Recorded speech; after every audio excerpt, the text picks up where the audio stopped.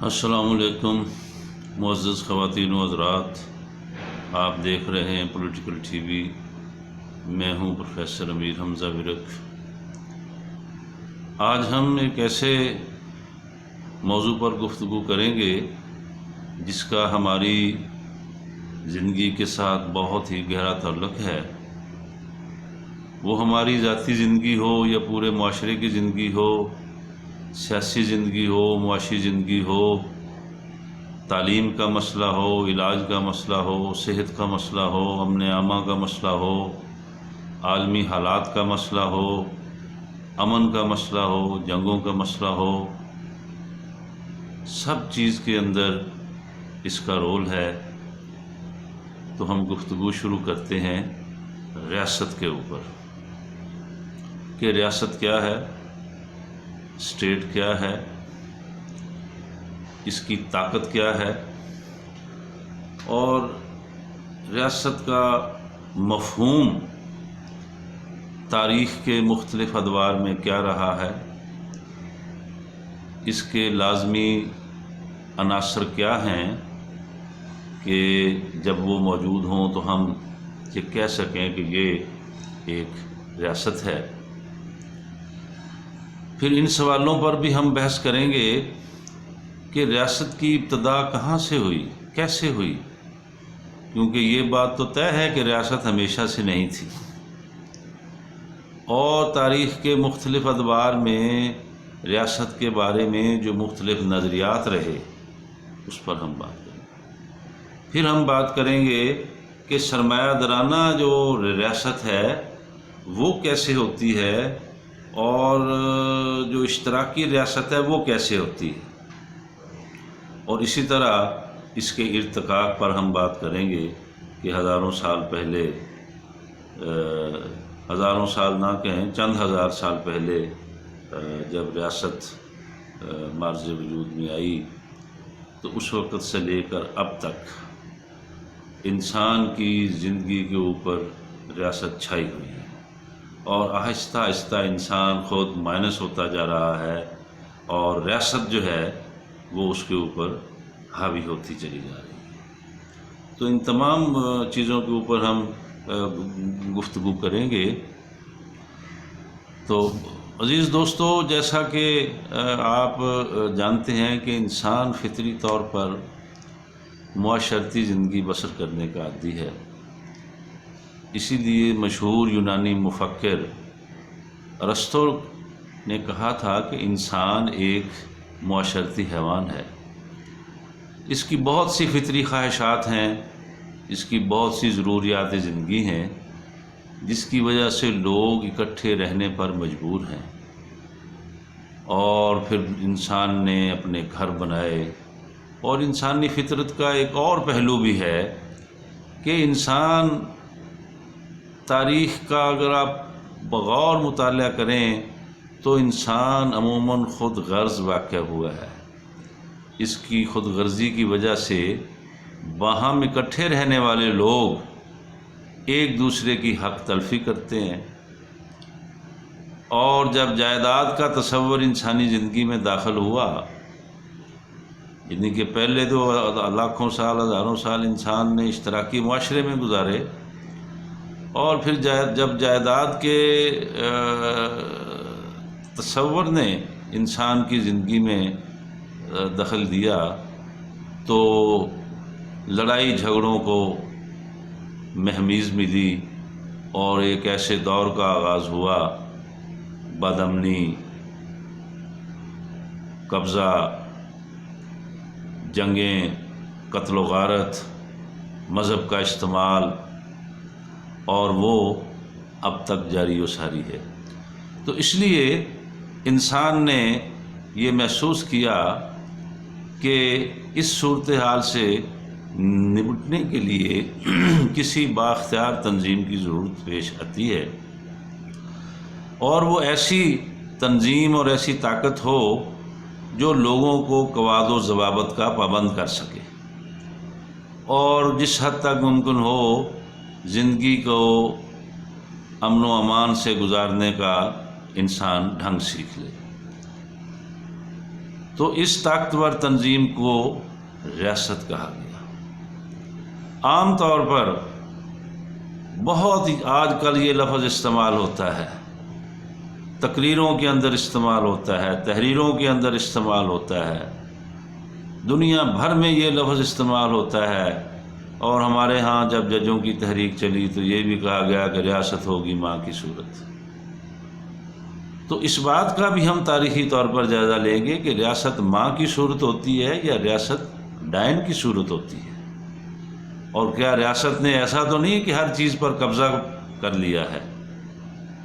اور اس بات کا بھی ہم جائزہ لیں گے کہ ریاست طبقاتی ہوتی ہے، اور ریاست ہمیشہ اس طبقے کی ہوتی ہے جس طبقے کا ریاست کے اوپر قبضہ ہو، جو بالادست طبقات ہوتے ہیں، جو برسر اقتدار ہوتے ہیں، ان کی ریاست ہوتی ہے۔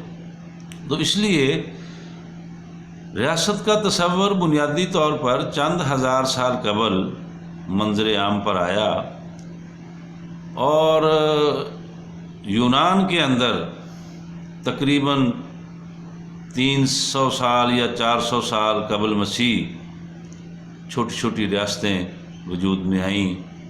آپ مختلف فلموں میں بھی دیکھتے ہوں گے اور ڈراماز میں بھی دیکھتے ہوں گے کہ یہ لفظ ریاست اکثر استعمال ہوتا ہے، اور کس طرح ماضی کی ریاستیں ہزاروں سال تک ایک دوسرے کے ساتھ برسر پیکار رہیں۔ تو قدیم یونان کے اندر جتنے بھی شہر تھے وہ تمام ریاست کہلاتے تھے، کیونکہ اس وقت تک ابھی ریاست کی ابتدا ہو رہی تھی، اور اس سے پہلے انسان بالکل آزاد تھا۔ وہ دنیا بھر میں اس پورے کرۂ ارض پر جہاں مرضی جا سکتا تھا، جو مرضی کاروبار کر سکتا تھا، شکار کر سکتا تھا، جانور جو ہے وہ ان کی پرورش کر سکتا تھا۔ کوئی ویزا، پاسپورٹ، کوئی شہریت، اس کا کوئی تصور موجود نہیں تھا۔ انسان آزاد تھا، یہ اللہ کی زمین اس کے لیے پوری کی پوری یہ جو ہے یہ کھلی تھی، اس پر کوئی پابندیاں نہیں تھیں۔ تو یونان کے اندر یہ جتنی بھی شہر تھے، تقریباً 158 کے قریب یہ شہر تھے، وہ سب ریاستیں کہلاتے تھے کہ یہ ایتھنز کی ریاست ہے، یہ فلاں ریاست ہے، یہ فلاں ریاست ہے۔ تو اس لیے یونان میں 158 کے قریب یہ ریاستیں کہلاتی تھیں۔ بعد ازاں پھر انسان نے آہستہ آہستہ تاریخ کے مختلف ادوار میں جنگوں اور فتوحات کے ذریعے بڑی بڑی سلطنتیں اور ریاستیں مارز وجود میں آئیں، اور تقریباً 5ویں صدی عیسوی کے بعد یہ کہا جا سکتا ہے کہ ایک آزاد اور کسی حد تک خود مختار ریاستوں کا وجود جو تھا وہ ظاہر ہونا شروع ہوا۔ مختلف ماہرین سیاسیات اور سماجیات نے جو ریاست کے بارے میں کہا ہے اس کو پہلے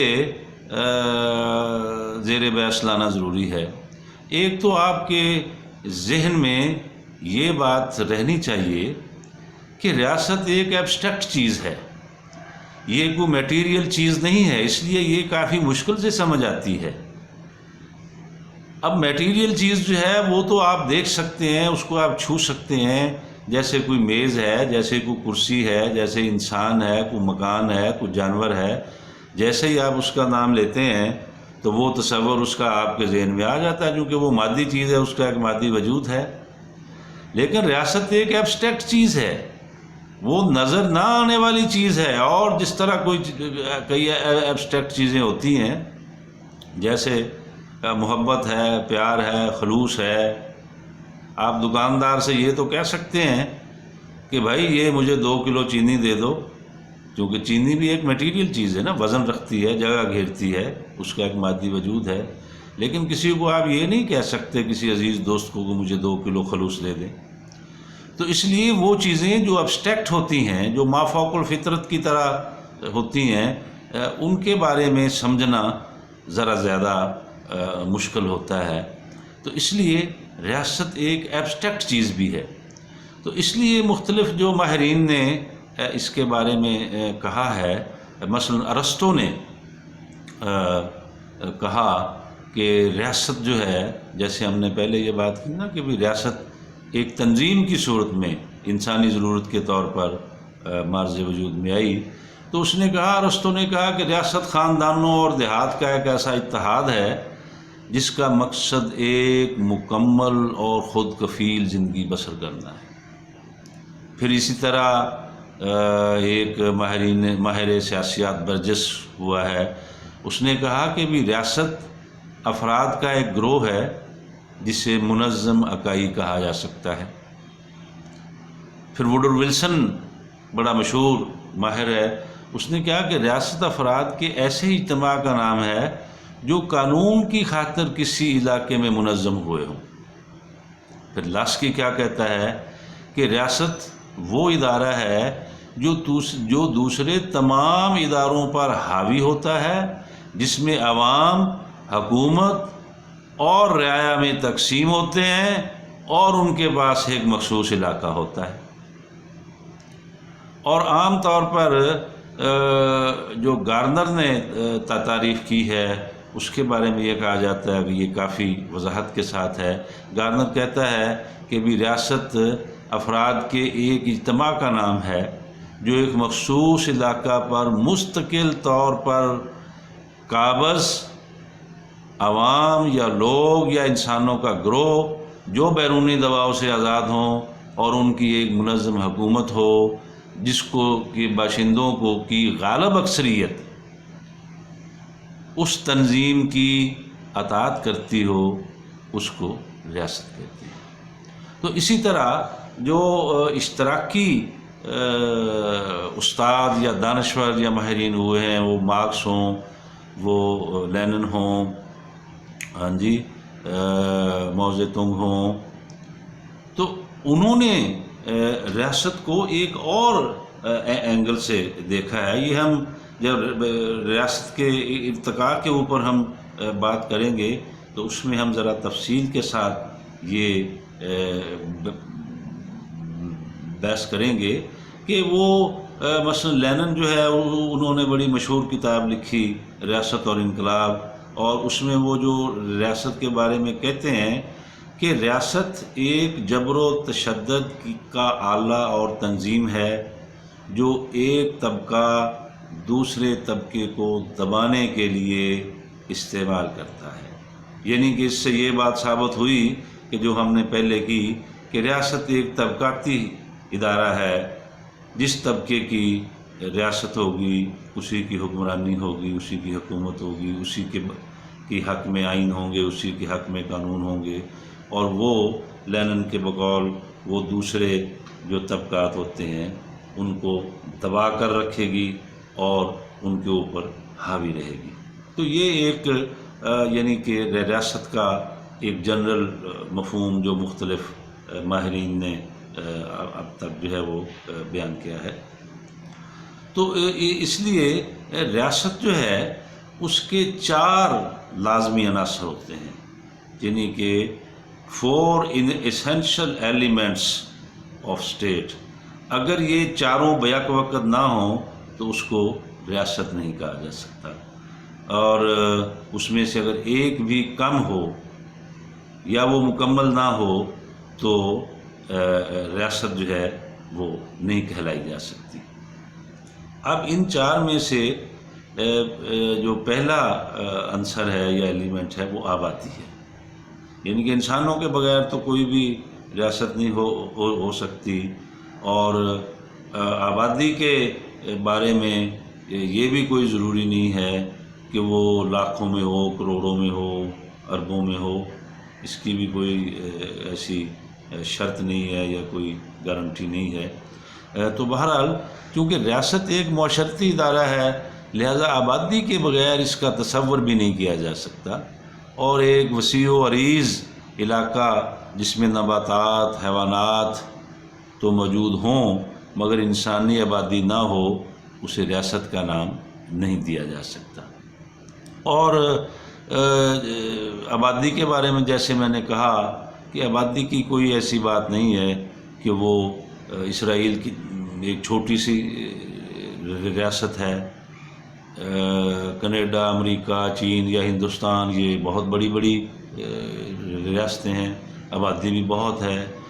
اور آپ دیکھیں کہ بھی اٹلی کے اندر جو ویٹیکن سٹی ہے اس کو بھی اسٹیٹ کا درجہ دیا گیا ہے عالمی طور پر، اور وہ ایک محلے کے تقریباً برابر ہے. اسی طرح اگر آپ ایک اور سان مرینو، اس کو مطلب یہ ہے کہ وہ بالکل ہی ہزاروں افراد پر مشتمل ایک ریاست ہے یا مناکو ہے، تو اس لیے کوئی آبادی کی قید نہیں ہے. تو دوسرا جو ایلیمنٹ ہے ریاست کے لیے وہ ہے علاقہ، رقبہ. یعنی کہ اگر آبادی ہو، اور آبادی کوئی خلا میں تو نہیں ہوگی نا، وہ زمین پر ہوگی، اس کے لیے رقبہ چاہیے، علاقہ چاہیے. تو اس کے بارے میں بھی کوئی ایسی شرط موجود نہیں ہے آج تک کہ بھی کوئی 20 لاکھ مربع میل ہو یا 40 لاکھ مربع میل ہو یا چند ہزار مربع میل ہو، وہ جتنی بھی ہو. مثلا روس جو ہے ماضی کا سوویت یونین بھی، اور اب روس بھی، یہ اب رقبے کے لحاظ سے دنیا کی سب سے بڑی اسٹیٹ ہے. ہاں جی. اور اسی طرح جو اسرائیل ہے وہ بھی 20-22 ہزار، یا جیسے میں نے سان مرینو کی بات کی تو 20-22 ہزار مربع کلومیٹر پر ہے اسرائیل. تو اس لیے یہ بھی کوئی ضروری نہیں ہے کہ بھی وہ علاقہ کوئی بہت بڑا ہو.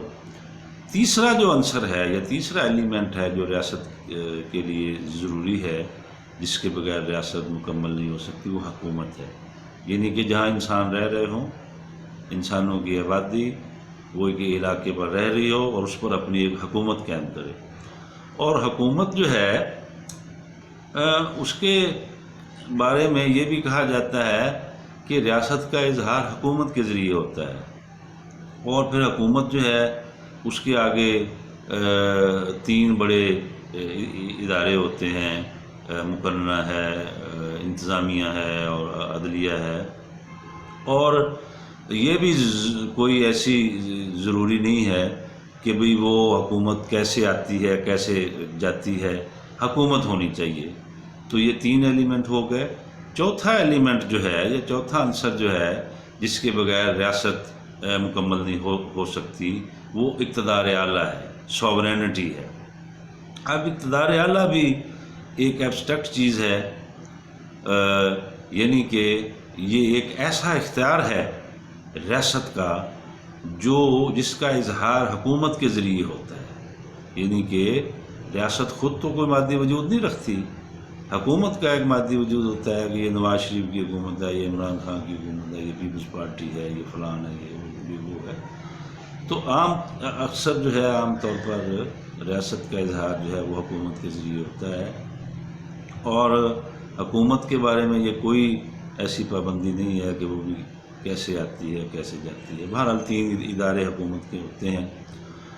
اور جیسا کہ میں نے ابھی بات کی کہ چوتھا ایلیمنٹ جو ہے وہ اقتدار اعلیٰ ہے. اب اقتدار اعلیٰ سے مراد یہ ہے کہ یہ ایک ایسا اختیار ہے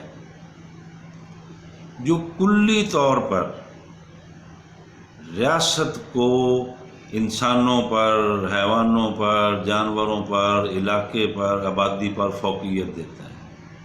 یعنی کہ جو چاہے ریاست جو ہے اس خطہ ارض پر جو لوگ بس رہے ہیں ان کے بارے میں قانون بنا سکتی ہے، آئین بنا سکتی ہے، پالیسی بنا سکتی ہے، جو چاہے وہ کر سکتی ہے. یہ ایک ایسا اختیار ہے، ایک برتر اختیار ہے. یعنی کہ وہ کہتا ہے نا بھی ایک دانشور کہ اقتدار اعلیٰ ایک ایسا اختیار ہے ریاست کا جس کی وہاں رہنے والے انسان عادتاً اطاعت کرتے ہوں. یعنی کہ وہ اتنا طاقتور اختیار ہے ریاست کا. اور اس کے 2 پہلو ہوتے ہیں اقتدار اعلیٰ کے، اندرونی اقتدار اعلیٰ اور بیرونی اقتدار اعلیٰ. اب جب ہم اندرونی اقتدار اعلیٰ کی بات کرتے ہیں تو ریاست کو اپنے شہریوں پر، اپنے علاقے پر، اپنی آبادی پر مکمل اختیار حاصل ہوتا ہے. وہ ان کے ساتھ چاہے جیسا مرضی سلوک کرے، جیسے مرضی ٹیکس عائد کرے، جیسے مرضی جو ہے وہ پالیسیاں اختیار کرے، جیسی مرضی مہنگائی کرے، جیسی مرضی بے روزگاری کرے، جیسی مرضی صنعت کاری کرے نہ کرے، زراعت کے بارے میں مطلب جو چاہے وہ مطلب کر سکتی ہے ریاست اندرونی طور پر، جو مرضی قانون بنا سکتی ہے، جو مرضی قانون ختم کر سکتی ہے۔ اگر پاکستان کی ریاست آج چاہے مقننہ اور یہ قانون پاس کر دے، جیسا کہ مختلف بائیں بازو کی سیاسی جماعتوں کے منشور میں بھی یہ بات ہے، اور کئی دائیں بازو کی سیاسی جماعتوں کے منشور میں بھی ہے کہ کوئی آدمی 14 ایکڑ یا 20 ایکڑ سے زیادہ ملکیت جو ہے وہ اپنے پاس نہیں رکھ سکتا۔ ریاست کا یہ حق ہے، ریاست کو یہ اختیار ہے کہ وہ ڈنڈے کے زور پر جو ہے وہ سب کچھ اپنا منوا لیتی ہے۔ تو یہ اندرونی اقتدار اعلیٰ ہے ریاست کا۔ اسی طرح بیرونی اقتدار اعلیٰ ہوتا ہے کہ بیرونی طور پر ریاست مکمل طور پر آزاد ہو اپنی پالیسیاں بنانے میں، اپنی خارجہ پالیسی بنانے میں، بیرونی تجارت کرنے کے بارے میں، بیرون ملک دوستیاں قائم کرنے کے بارے میں، لین دین کرنے کے بارے میں۔ تو اندرونی اور بیرونی طور پر ریاست اگر مکمل با اختیار ہوتی ہے تو اس کو اقتدار اعلیٰ کہتے ہیں۔ تو یہ 4 عناصر ہیں: آبادی، علاقہ، رقبہ اور اقتدار اعلیٰ۔ اگر ان میں سے ایک بھی کم ہو تو اس کو ہم ریاست نہیں کہہ سکتے۔ مثال کے طور پر ماضی کا جو ہندوستان ہے، جب انگریزوں کی یہاں حکومت تھی، وہ ریاست کے سٹیٹس پر نہیں تھا۔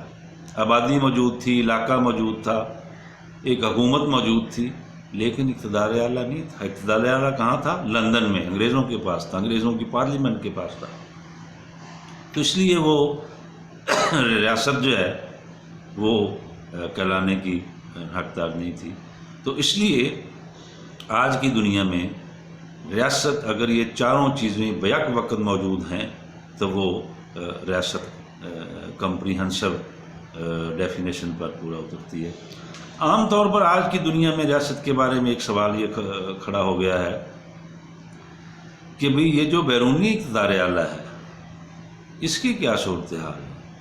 یعنی کہ تیسری دنیا کے بہت سارے ممالک جو ہیں وہ بیرونی اقتدار اعلیٰ سے محروم ہیں، یا وہ اس طرح آزاد نہیں ہے جس طرح ہونا چاہیے۔ جیسے پاکستان جیسا کوئی ملک ہے، بھی آپ ایران کے ساتھ تعلقات کیوں بنا رہے ہیں؟ آپ ایران سے تجارت نہیں کر سکتے۔ اب امریکہ نے ایران پر پابندیاں لگائی ہوئی ہیں، پاکستان وہاں سے گیس نہیں لے سکتا، تیل نہیں لے سکتا۔ تو یہ کمزور جو آج کل کی ریاست ہے اس کی ایک کمزوری کی علامت ہے۔ اب امریکہ جو ہے وہ پاکستان پر تو دباؤ ڈال لے گا، چین پر کیسے دباؤ ڈالے گا؟ چین نے تو وہاں 40-50 ارب ڈالر کی انویسٹمنٹ کر دی ہے، وہاں سے تیل بھی دے رہا ہے، ہر چیز دے رہا ہے۔ تو اس لیے یہ ایک سوال ہے ابھی بھی ریاست کے بارے میں کہ وہ بیرونی طور پر کتنی آزاد ہے اور اندرونی طور پر اس کو کتنی آزادی حاصل ہے، جن کی اقتدار اعلیٰ اس کے پاس جو ہے وہ مکمل ہے، کمپریہنسو ہے یا نہیں ہے۔ تو اس لیے یہ ریاست اور اس کے عناصر ہیں۔ اب یہ یعنی کہ ہم اس پر بات کریں گے کہ ریاست کے بارے میں جو تو ریاست کے بارے میں جو اس کے آغاز کے بارے میں جو تاریخ کے اندر تاریخی اور ایک سائنٹیفک نظریہ سامنے آیا، اس کے مثلاً بہت سارے لوگوں نے یہ کہا کہ جی یہ اللہ تعالیٰ کی طرف سے یعنی کہ ریاست عطا کی گئی ہے، یہ حکمرانوں نے کہا، جس کو نظریہ تخلیق ربانی کہا گیا۔ پھر کچھ لوگوں نے یہ کہا کہ جی یہ طاقت سے پیدا ہوئی ہے، جب بڑی بڑے فتوحات ہوئیں اور جابر لوگوں نے علاقوں پر قبضے کیے اور سلطنتیں اور ریاستیں بنائیں، اس نے کہا کہ بھی یہ طاقت سے مرض وجود میں آئی ہے. پھر کچھ ماہرین نے یہ کہا کہ یہ ایک سوشل کانٹریکٹ کے نتیجے میں سامنے آئی ہے. تو اس لیے اس بات کے اوپر روشنی ڈالنا ضروری ہے کہ ریاست کا آغاز کیسے ہوا. یعنی کہ یہ بات تو طے ہے کہ ریاست تاریخ کے ایک دور میں موجود نہیں تھی، ریاست ہمیشہ نہیں رہی. اور یہ بھی ایک سوال ہے، اور اس سوال کا بھی ہم جائزہ لیں گے کہ آنے والے وقتوں میں کیا ایسا بھی ہو سکتا ہے کہ ریاست ختم ہو جائے، اس کا بھی ہم جائزہ لیں گے.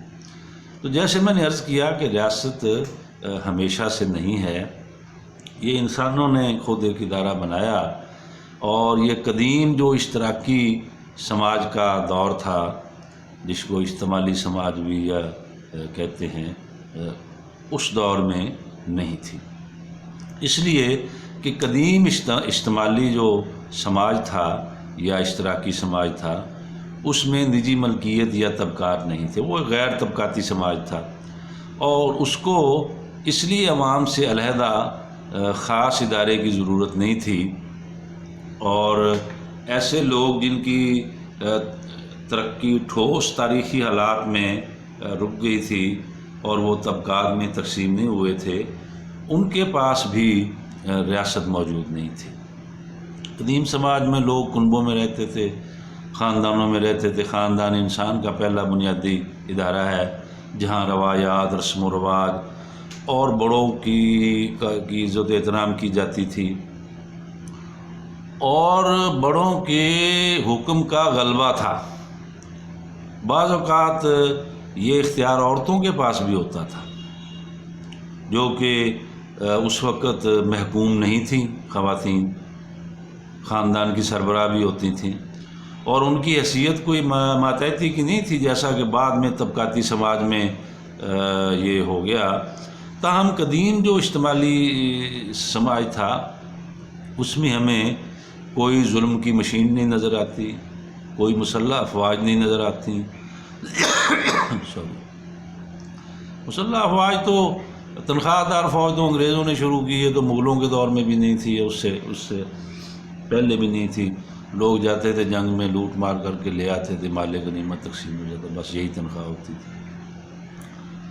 تو قدیم اشتمالی سماج میں قید خانے نہیں تھے، جیلیں نہیں تھیں، پولیس نہیں تھی، اور دوسرے ظلم کرنے والے ادارے موجود نہیں تھے.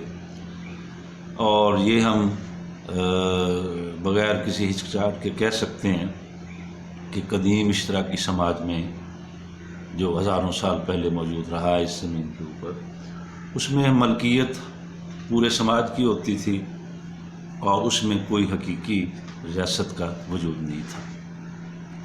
ریاست کی غیر موجودگی نے قدیم اشتراکی سماج کی روزمرہ کی زندگی میں کوئی خلل نہیں ڈالا، اور نہ ہی کوئی لڑائی جھگڑا پیدا ہوتا تھا، اور جس نے کوئی امن و امان کا مسئلہ پیدا ہوا ہو یا سماج کو درم برم کیا ہو اور قدیم اشتراکی نظام کو افراتفری میں ڈال دیا ہو، ایسی کوئی صورتحال نہیں تھی. وہاں عوام جو ہیں وہ ایک بڑے مضبوط سماجی بندھن کے اندر بندھے ہوئے تھے، اور سماج بہترین پرامن اور برابری کی بنیاد پر کام کر رہا تھا.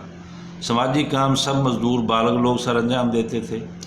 رسم و رواج کی قوت اور بڑوں کا روب ادب اس سماج کو جاری رکھنے کے لیے کافی تھا. بڑوں اور قبیلوں کے سرداروں کا اختیار ذاتی خوبیوں پر مبنی ہوتا تھا، اور ان کا تجربہ، جرأت اور عقل وغیرہ، یہ ساری چیزیں اس سماج کے اندر ایک انیشیٹو کے طور پر کام کرتی تھیں. پھر قدیم اشتراکی نظام کے تحت عوام کے اندر برابری تھی. عمر رسیدہ لوگ اپنی خدمات کے عوض کوئی معاوضہ نہیں لیتے تھے، ان کا صلہ عزت احترام ہی تھا. اور اس سماج میں نہ کوئی نجی ملکیت تھی، نہ کوئی طبقات تھے، اس لیے طبقاتی کشمکش بھی نہیں تھی. اور یہی وجہ ہے کہ جہاں طبقاتی کشمکش نہ ہو، طبقات نہ ہوں، وہاں ریاست جیسے ظلم و جبر کے ادارے کی ضرورت نہیں ہوتی. اور تب ارتقائی مراحل کے اندر جب انسان نے قدم رکھا تو ایک سٹیج ایسی آئی تاریخ کے ایک دور میں کہ نجی ملکیت جو ہے اس کا ظہور ہوا، معاشی نابرابری نے سماج کو مختلف طبقات میں تقسیم کر دیا، اور جن کے آپس میں مخاصمانہ مفادات تھے اور اس اشتراکی معاملات کو اجتماعی طور پر چلانا ناممکن ہو گیا، اور طبقات کے اس نتیجے میں طبقاتی جدوجہد بھی پیدا ہوئی۔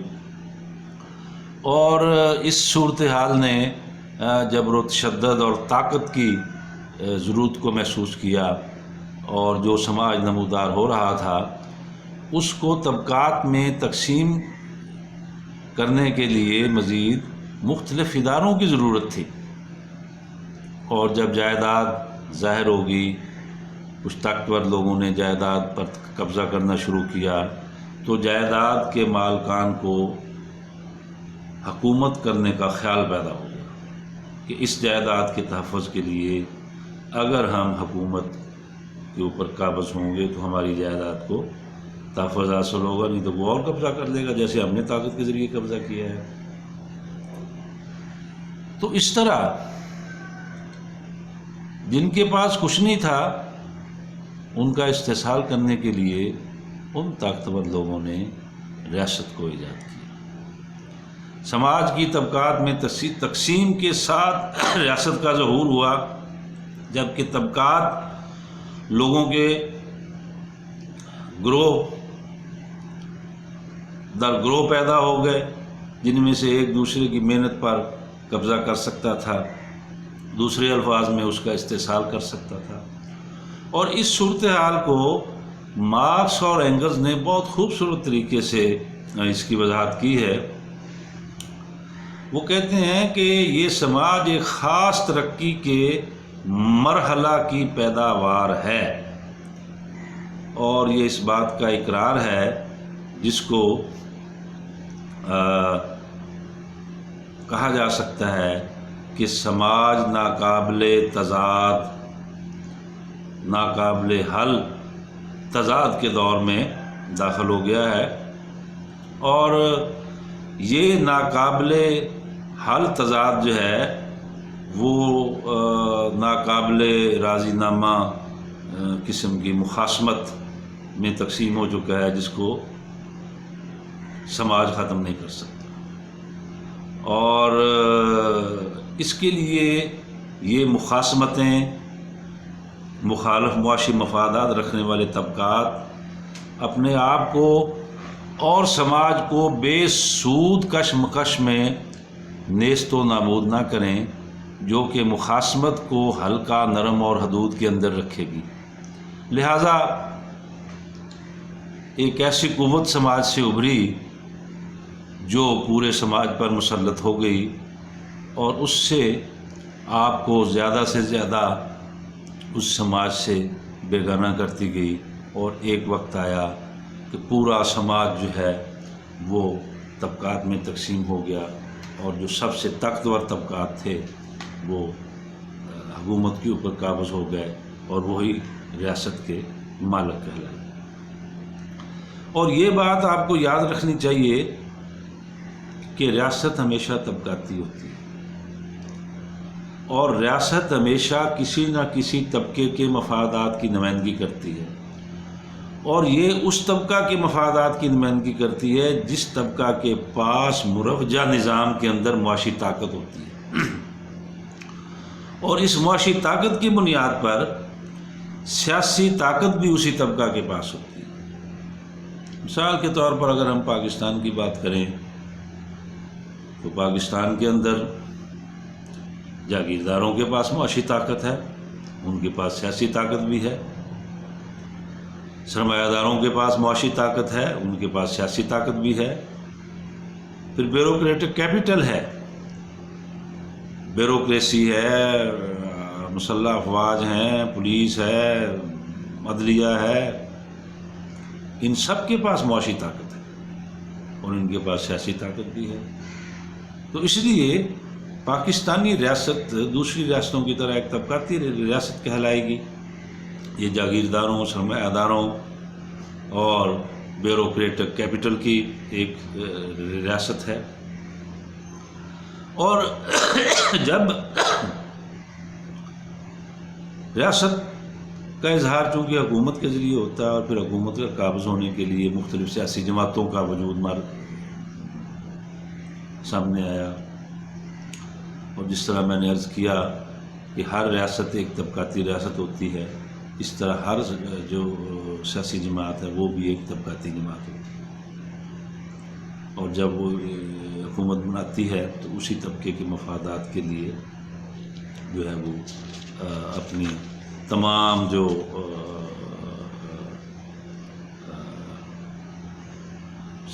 مطلب وسائل ہیں وہ اس میں استعمال کرتی ہے۔ تو اب تک کی اگر ہم انسانی تاریخ دیکھیں تو وہ جو قدیم اشتراکی سماج تھا، جب وہ ٹوٹ گیا اور ملکیت کا اظہار معاشرے میں، سماج میں آ گیا، اور ملکیت پر قابض لوگوں نے حکومتیں بنانا شروع کر دی، پھر فتوحات اور سلطنتیں، تو اب تک جو ہے وہ انسانی تاریخ کا اگر ہم مطالعہ کریں تو 3-4 قسم کی ریاستیں اب تک اس کرۂ ارض پر موجود نہیں ہیں۔ مثلا ایک سماج غلامداری دور کی ایک ریاست تھی، جس میں آقا اور غلام دو طبقے تھے، آقا حکومت پر بھی قابض تھے، ریاست پر بھی قابض تھے، ان کے پاس سب وسائل تھے، اور یہ اس زمانے کی بات ہے، یعنی قبل مسیح کی اگر ہم بات، مثلا ارسطو بھی نے بھی یہ کہا کہ جو غلام ہیں ان کو حکومت کرنے کا کوئی حق حاصل نہیں ہے، اور حکومت اشرافیہ اور فلاسفرز کے پاس ہونی چاہیے۔ تو ہزاروں سال تک یہ ریاست رہی۔ پھر جب انسان نے زراعت کا استعمال شروع کیا، پہلے تو انسان غلہ بانی کرتا تھا، جانور پالتا تھا، بھیڑ بکریاں ہر قسم کے جانور پالتا تھا، اور جہاں چراگاہیں ہوتی تھی وہاں وہ انسان ہجرت کر جاتا تھا۔ لیکن جب انسان نے زراعت کا فن سیکھ لیا تو زمین نے اس کے پاؤں پکڑ لیے، اور پھر انسان نے آبادیاں بنا کر رہنا شروع کیا، تو پھر زراعت آہستہ آہستہ وہ ظاہر ہے بڑی منافع بخش ہوتی گئی، اور پھر فتوحات کے نتیجے میں زیادہ سے زیادہ زمین قبضہ کرنے کے نتیجے میں بڑی بڑی ریاستیں اور سلطنتیں ممارز وجود میں آئی۔ رومن امپائر کو دیکھیں، سلطنت عثمانیہ کو دیکھیں، تو یہ سلطنت مغلیہ کو دیکھیں، بڑی بڑی پھر سلطنتیں مارز وجود میں آئیں، اور پھر غلامداری سماج آہستہ آہستہ ختم ہو گیا، کیونکہ ظاہر ہے نئے طبقات پیدا ہو گئے۔ نئے طبقات اس وقت پیدا ہوتے ہیں جب نئے آلات پیداوار مارز وجود میں آتے ہیں، اور ان کے نتیجے میں پیداوار بڑھنے لگتی ہے۔ ظاہر ہے جب زراعت نہیں تھی تو آقا اور غلام تھے، اور جب زراعت آئی تو اس کے لیے جاگیرداری کا آغاز ہوا، اور دنیا کے مختلف خطوں میں مختلف رنگ کی جاگیرداری رہی۔ یورپ میں اور طرح کی جاگیرداری تھی، ہندوستان میں بادشاہوں کے دور میں ایک اور طرح کی جاگیرداری تھی، منصبداری قسم کی جاگیرداری تھی، جو براہ راست مالک نہیں تھے۔ براہ راست تو کلکتہ سے لے کر گوادر تک بادشاہ سلامت جو تھے وہ زمین کے مالک تھے، وہ آگے منصبدار ہوتے تھے، کوئی فرد ملکیت نہیں تھی۔ یہ ایک قسم کی جاگیرداری تھی۔ پھر ایک جاگیرداری مڈل ایسٹ میں اور ان علاقوں میں بھی رہی، تو ان کو جاگیردارانہ ریاستیں کہا گیا۔ پھر چند 100 سال پہلے، 400-500 سال پہلے، جب سائنس نے ترقی کی، علم نے ترقی کی، اور نئے نئے علوم ممارز وجود میں آئے، اور کرۂ ارض جو ہے وہ ایج آف ریزن سے ہوتا ہوا ایج آف سائنس میں داخل ہوا، تو اس سائنسی ترقی کے نتیجے میں مشینیں ایجاد ہوئیں، پہیہ ایجاد ہوا، لوہے کی دریافت ہو گئی، تو جس کے نتیجے میں صنعت کاری کا آغاز ہوا، کارخانہ داری کا آغاز ہوا، اور انسان کے پیداواری عمل میں مشین نے دخل اندازی کی تو اس صنعت کاری کے نتیجے میں پھر سرمایہ دارانہ نظام پیدا ہوا، اور جاگیردار اور مزارع ابھی دنیا میں ختم نہیں ہوئے لیکن بہت کم ہو گئے ہیں۔ تو اب اس لیے جاگیردارانہ ریاستیں بھی بہت کم ہیں، تقریباً چند ہی ہوں گی دنیا کے اندر۔ تو سرمایہ داری کے اس ترقی کے نتیجے میں پھر دنیا بھر میں سرمایہ دارانہ ریاستیں پیدا ہوئیں اور سرمایہ کی بنیاد پر قبضے شروع ہوئے، اور پھر اس نئے نظام کو قائم کرنے کے لیے جو ہے نئے معاشی نظام کے تحفظ کے لیے نئے سیاسی نظام دریافت کیے گئے۔ جیسا کہ میں نے پہلے عرض کیا کہ آقا اور غلام کے دور میں جو حکومتیں تھیں وہ، اور ان کو کسی خاص قسم کے سیاسی نظام کی ضرورت نہیں تھی، صرف طاقت کا ایک سسٹم موجود تھا۔ لیکن جاگیرداری عہد میں ایک سیاسی نظام کی ضرورت پیش آئی جب جاگیرداروں نے بڑی بڑی ریاستیں فتوحات اور قبضے کے ذریعے قائم کی۔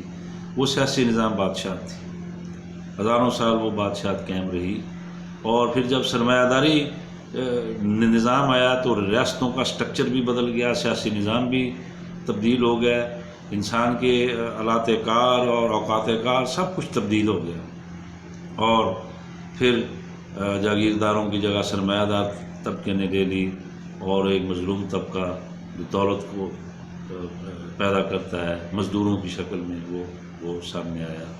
تو یہ ریاستیں سرمایہ دارانہ ریاستیں کہلائیں، اور پھر اس کے لیے جو ہے وہ ایک سیاسی نظام دریافت کیا گیا جس کا نام جمہوریت رکھا گیا، اور اس جمہوریت کو اس دھوکے کے ساتھ لوگوں کو فراہم کیا گیا کہ لوگ یہ بھول گئے کہ بھئی یہ تو سرمایہ دارانہ جمہوریت ہے، اور سرمایہ دارانہ جب ریاست ہوگی تو سرمایہ دارانہ نظام کو تحفظ ہوگا، سیاسی نظام بھی سرمایہ دارانہ ہوگا، وہ بھلے جمہوریت ہو، جمہوریت کے اندر جو ہے وہ پارلیمانی نظام ہو، صدارتی نظام ہو، یک ایوانی مقننہ ہو، دو ایوانی مقننہ ہو، یونیٹری فارم آف گورنمنٹ ہو، یا فیڈرل گورنمنٹ ہو سوری، نظام جو ہے وہ سرمایہ دارانہ ہے۔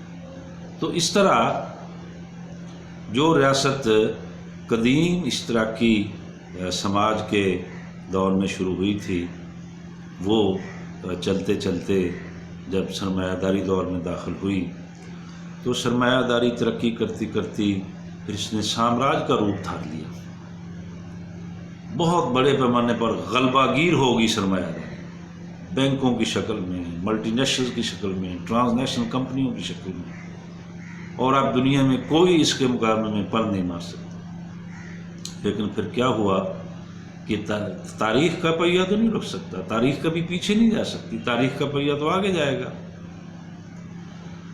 تو پھر جیسے مارکس نے کہا تھا کہ سرمایہ داری نے خود اپنا گورکن پیدا کر لیا، اور وہ گورکن تھا محنت کش مزدور۔ تو صنعت کاری کے نتیجے میں مزدوروں کی ایک بہت بڑی کھیپ پیدا ہو گئی، اور دو طبقے مارز وجود میں آ گئے، سرمایہ دار اور مزدور۔ اور پھر مزدوروں نے اپنا ایک فلسفہ پیش کیا، فلسفی پیش کی، اور پھر اس فلسفی کے نتیجے میں مزدوروں کی سیاسی جماعتیں سامنے آئیں، کئی ملکوں میں کمیونسٹ پارٹیاں، کئی میں اور اس طرح کی سیاسی جماعتیں بھی بننا شروع ہو گئیں۔ پھر جیسے جیسے سماج نے ترقی کی اور سماجی شعور بلند ہونا شروع ہوا تو سرمایہ دارانہ اور جاگیردارانہ استحصال کے خلاف آوازیں اٹھنا شروع ہو گئیں، اور پھر وہ آوازیں جیسے ماضی میں غلاموں کی بغاوتیں ہوتی تھیں، جاگیرداروں کے خلاف بغاوتیں ہوتی تھیں، لیکن وہ حکومت پر قابض نہیں ہو سکتے تھے چونکہ ان کے پاس کوئی سیاسی فلسفہ، معاشی نظام یا سیاسی نظام نہیں تھا، اور ان کی ریاستیں قائم رہتی تھیں۔ لیکن تاریخ کے اس دور میں یہ مسئلہ بھی حل ہو گیا کہ جو مزدور طبقہ تھا اس نے اپنی ایک فلسفی بھی سامنے لے کے آیا، اور اپنا ایک سیاسی نظام بھی سامنے لے کے آیا اور اپنا ایک معاشی نظام بھی سامنے لے کے آیا جس کو سوشلزم کہتے ہیں. اور پھر دنیا کے اندر جو صنعتی انقلابات کے بعد مزدوروں کے اندر جب یہ شعور پیدا ہوا تو پھر مزدور انقلاب شروع ہوئے. جیسا کہ پہلا جو انقلاب تھا وہ 72 دن جس کو پیرس کمیون کہا جاتا ہے وہ 72 دن تک قائم رہا. پھر اس کے بعد دنیا کا ایک بہت بڑا انقلاب جو مزدور انقلاب تھا جس کو بلشویک انقلاب بھی کہتے ہیں وہ سوویت یونین میں 1917 میں جس کو عام طور پر ہم اور آپ روس کہتے ہیں وہ 1917 میں برپا ہوا. اور پھر پہلی دفعہ یہ ہوا کہ وہ جو غلام داری دور کی ریاست تھی پھر جاگیرداری دور کی ریاست تھی پھر سرمایہ داری دور کی ریاست سامنے آئی تو 1917 میں پھر ایک مزدور ریاست جو تھی وہ سامنے آئی. اور بات ہم واپس وہیں لے کے جاتے ہیں کہ ریاست ایک طبقاتی ادارہ ہے. جس طبقے کے پاس معاشی طاقت ہوگی اس کے پاس سیاسی طاقت ہوگی اسی کے پاس حکومت ہوگی. تو پھر سوویت یونین میں مزدوروں نے اپنی طاقت کی بنیاد پر تمام جائیداد مشترکہ کی سانجھی کی. کارخانے جو تھے وہ عوام کی ملکیت قرار پائے.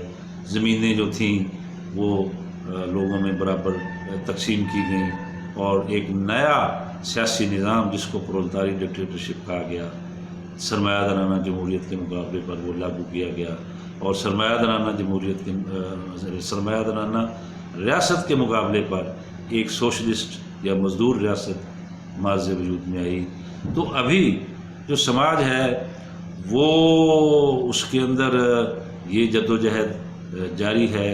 اور پھر بعد میں کم و بیش 22 ریاستوں کے اندر یہ کوشش ہوئی کہ سرمایہ دارانہ ریاست کا تختہ الٹ دیا جائے جیسے ماضی میں سرمایہ داروں نے جاگیردارانہ ریاستوں کے تختے الٹے اور سرمایہ دارانہ ریاستیں قائم کی. تو یہ 22 ملکوں کے اندر سوشلسٹ ریاستیں اور مزدور ریاستیں قائم ہوئی جن میں آج بھی چین کے اندر ایک سوشلسٹ اور مزدور ریاست قائم ہے, ویتنام کے اندر قائم ہے, کیوبا کے اندر قائم ہے, شمالی کوریا کے اندر قائم ہے.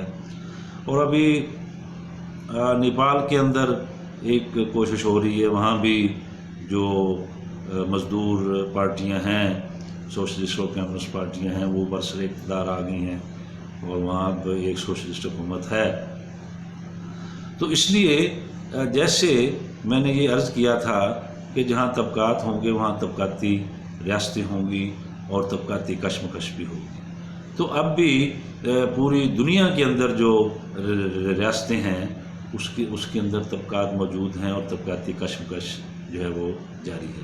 اور یہ طبقاتی کشمکش جو ہے وہ آج مزدوروں اور سرمایہ داروں کے درمیان ہے اور اس کے نتیجے میں دنیا جو ہے وہ مزید انقلابات کی طرف بھی جا سکتی ہے یا سوشلسٹ ریاستیں عارضی طور پر پسپائی بھی اختیار کر سکتی ہیں جیسا کہ سوویت یونین کی ریاست جو تھی وہ کولیپس ہو گئی اور وہاں پر اب ایک مخلوط قسم کا سسٹم ہے, پبلک سیکٹر بھی ہے پرائیویٹ سیکٹر بھی ہے.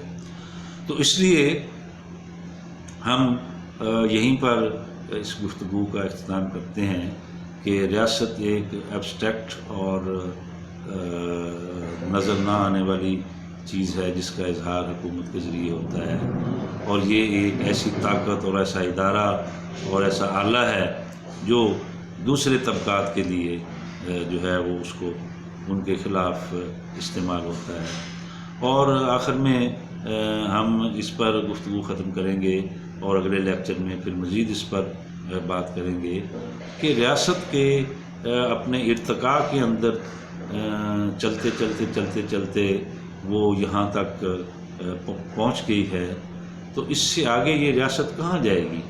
اور اب دنیا میں یہ بحث ہو رہی ہے اور جیسے مارکس نے کہا تھا جب پوری دنیا میں انقلابات آ جائیں گے اور محنت کشوں کی حکومت قائم ہو جائے گی تو پھر ریاست کی ضرورت نہیں رہے گی. اور یہ اب دنیا میں بحث ہو رہی ہے کہ اگر ریاست اپنے ارتقائی عمل میں انسانی ضرورت کے تحت قائم ہو سکتی ہے تو کیا آنے والے چند سو سال میں یا 1000 سال میں یا کسی بھی آنے والے وقت میں کیا ریاست جو ہے یہ ختم بھی ہو سکتی ہے؟ تو اس پر ہم بات کریں گے انشاءاللہ اگلے لیکچر میں. اسی کے ساتھ ہی مجھے اجازت دیجیے. اللہ حافظ.